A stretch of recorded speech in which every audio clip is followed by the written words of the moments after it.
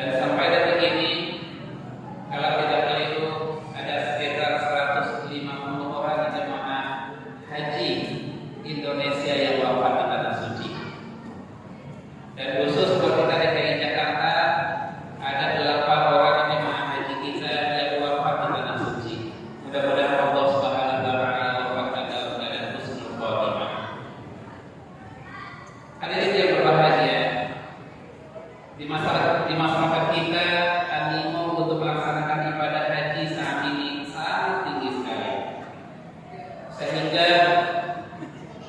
di DKI Jakarta saja kalau kita ingin mendaftar haji sekarang itu waiting list-nya sampai 28 tahun.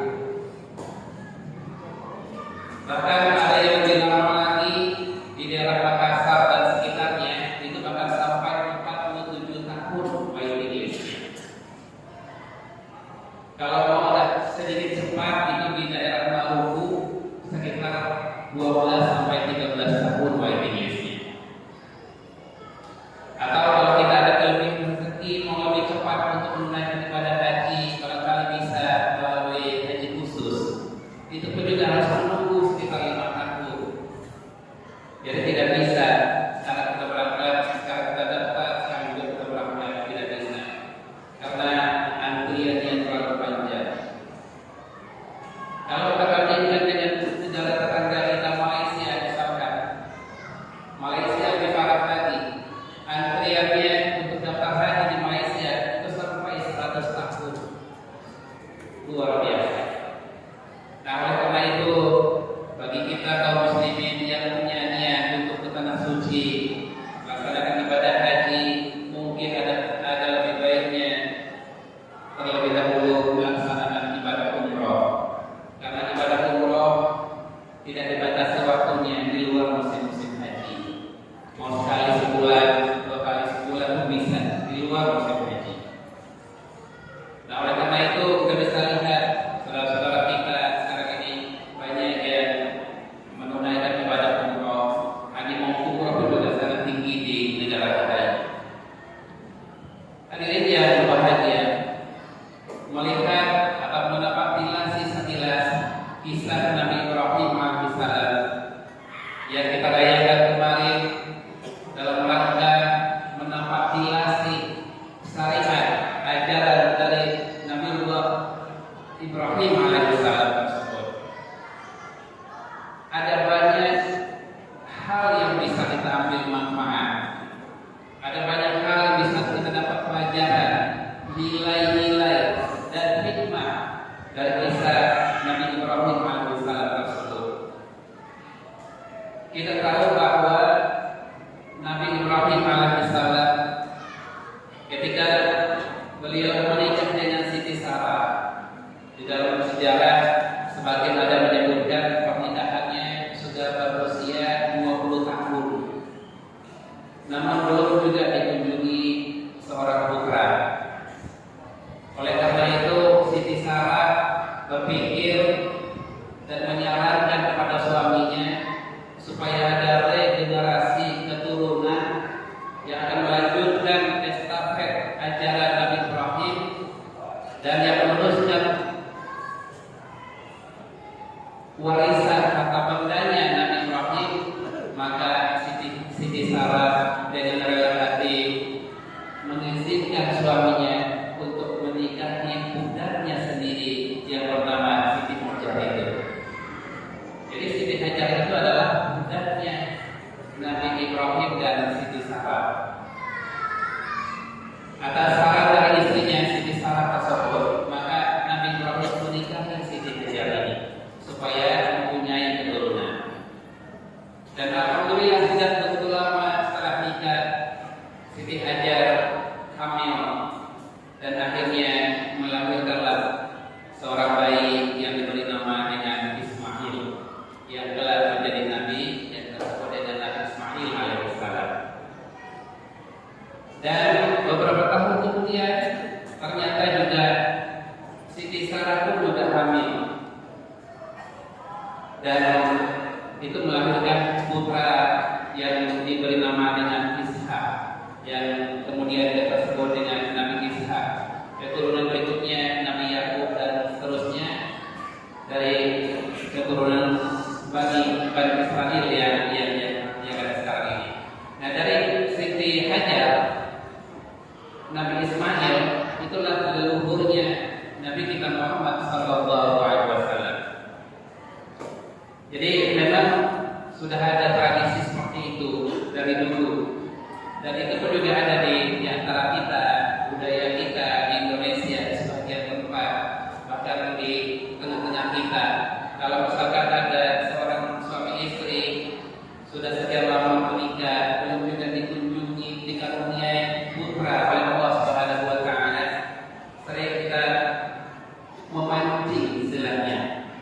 mengambil anak orang untuk diangkat sebagai anak sendiri, sebagai pancingan. Nah, dengan demikian nanti lama-kelamaan biasanya itu juga istrinya juga ikut hamil dan punya keturunan. Nah, ini juga sudah ada dari dulu seperti ini. Hadirin yang berbahagia.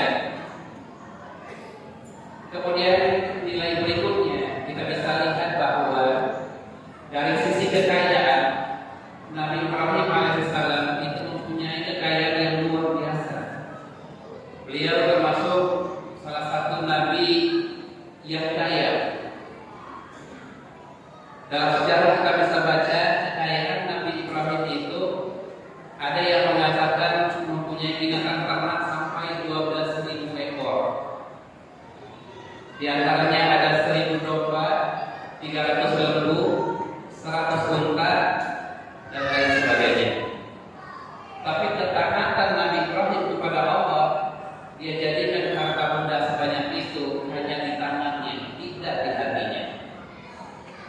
Dia bertobat untuk mendekatkan diri kepada Allah Subhanahu wa taala dengan menyembelih binatang ternak itu sebagai persembahan pada Allah Subhanahu wa taala.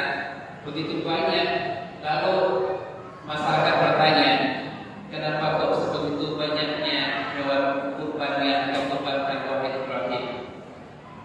Nabi Ibrahim menjawab, jangankan hewan kurban, kalaupun Allah Subhanahu wa taala minta anak sekalipun untuk dikurbankan, niscaya juga akan saya kurbankan, kata Ibrahim.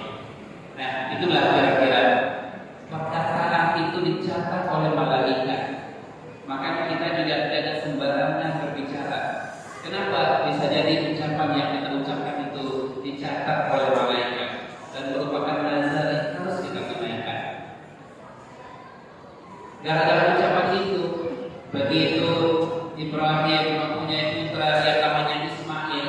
Ismail menginjak usia anak-anak, Allah bagi ucapan itu, Allah bagi janji Ibrahim itu untuk menyembelih putra kesayangannya itu. Hadirin yang berbahagia,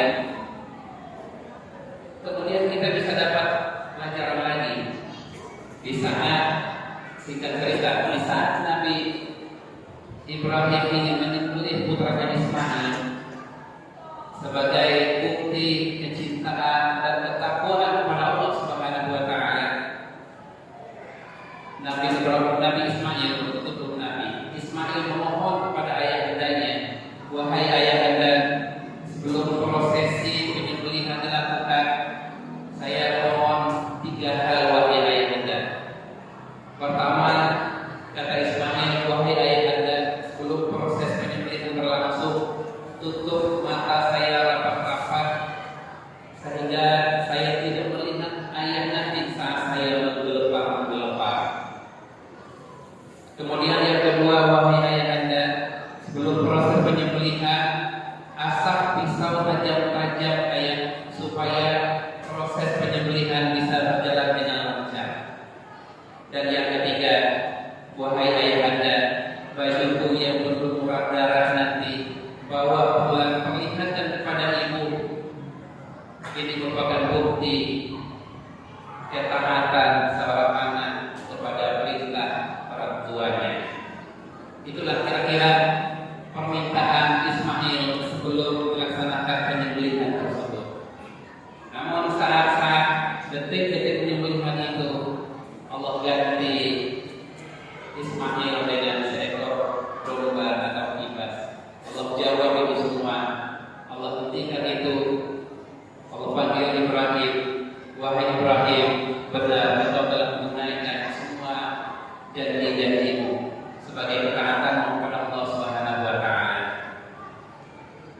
Hal ini kita bisa jadi pelajaran bahwa